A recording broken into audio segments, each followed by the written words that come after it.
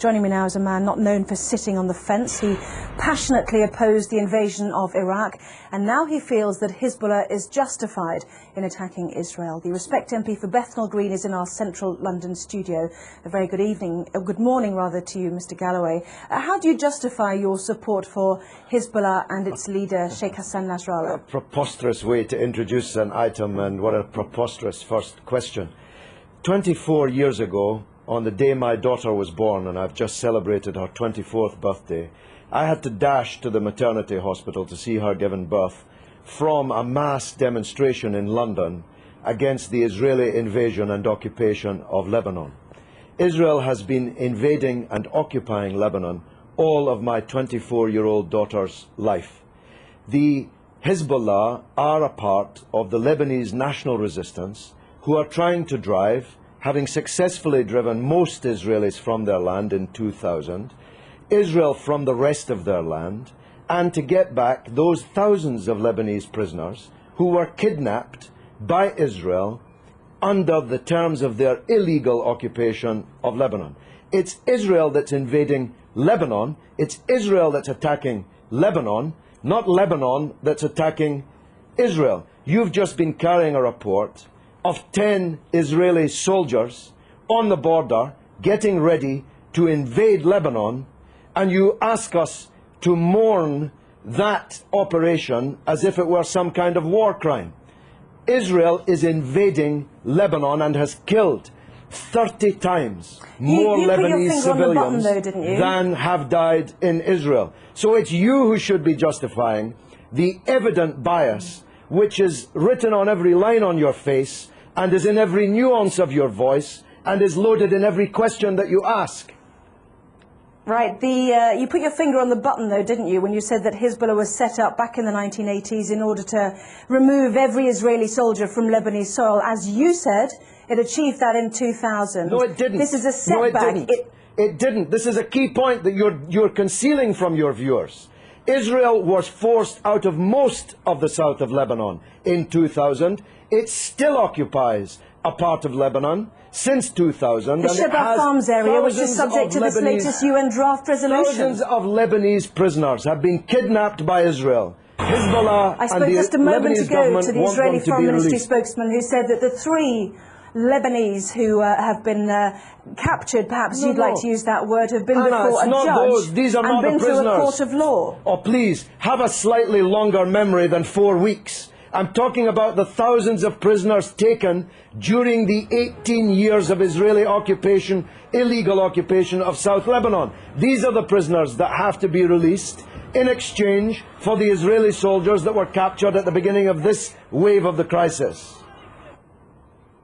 Can I ask you about a report that's in today's Sunday Telegraph, which showed that Iran has given Hezbollah long-range missiles capable of targeting any part of Israel. Iran, according to this Iranian MP who helped found Hezbollah, has also said that Iran has given the authorization to target Tel Aviv. Can you blame Israel for wanting to destroy those missiles? This is preposterous. America has given Israel missiles that can target not just every city in Lebanon, but every city in the Arab and Muslim world, including Iran. Why should America be allowed to give long-range missiles to Israel, including hundreds of nuclear missiles, but Iran is not allowed to give missiles? Because it's given it to a terrorist organization. But they're not a terrorist organization. Only in the mind of Rupert Murdoch's Sky and the Times and the Sun and the News of the World. I'm going to stop you there, Mr. Galloway. Prescribed terrorist organizations. One man's terrorist is another man's freedom fighter. We know that perfectly well. In most people's eyes, they are deemed to be. They had a choice, didn't they? Let's understand this. They had a choice, like the IRA, to take on politics. Listen, Anna. I'm saying they had a choice to absorb the idea of politics. They've got 2 Hezbollah cabinet ministers. Anna, one man's terrorist is another man's freedom fighter. You are totally wrong in saying that in most people's eyes, Hezbollah are terrorists.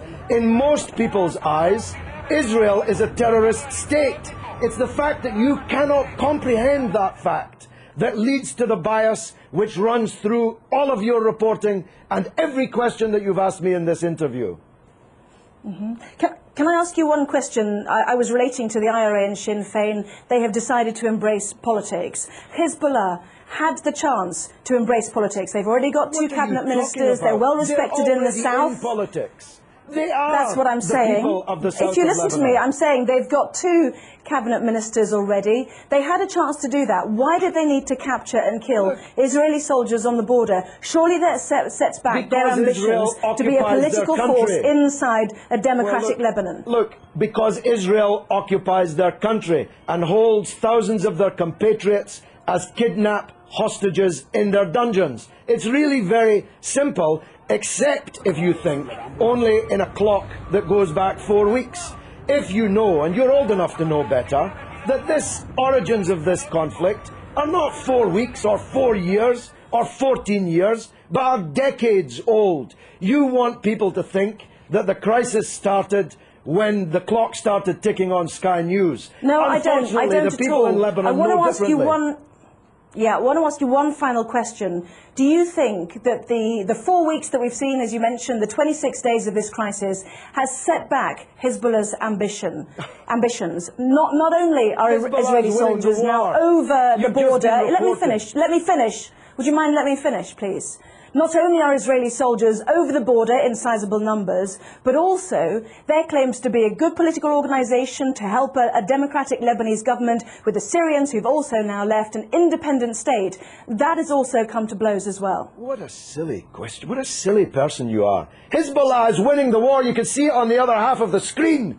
Hezbollah is more popular today. That was not my question. Hezbollah is more popular today in Lebanon, amongst Christians, amongst Sunnis, amongst Shiites, amongst all Arabs, amongst all Muslims, than it has ever been. It's Israel who's lost the war, and Bush and Blair, for politically organising the war, who've lost politically. This is a defeat for Bush and Blair and Israel. Everybody but you can see it. Let me separate out that question then. Is it a setback, given that Hezbollah was set up in order to get Israeli soldiers off Lebanese soil, that there are now more Israeli soldiers on Lebanese soil than there were 26 days ago?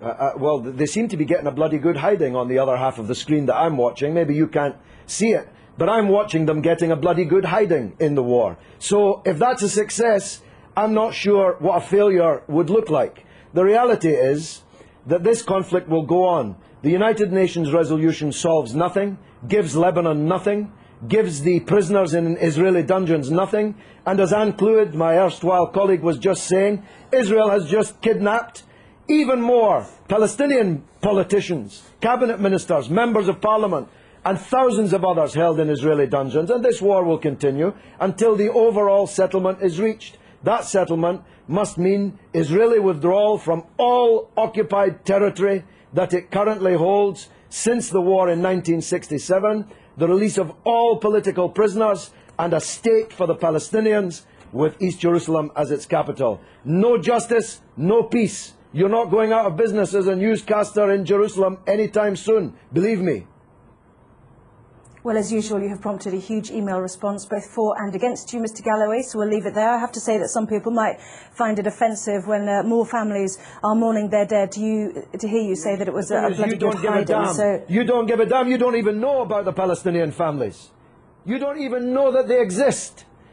Tell me the name of one member of the 7 members of the same family slaughtered on the beach in Gaza by an Israeli warship. You don't even know their name, but you know the name of every Israeli soldier who's been taken prisoner in this conflict, because you believe, whether you know it or not, that Israeli blood is more valuable than the blood of Lebanese or Palestinians. That's the truth, and the discerning of your viewers already know it.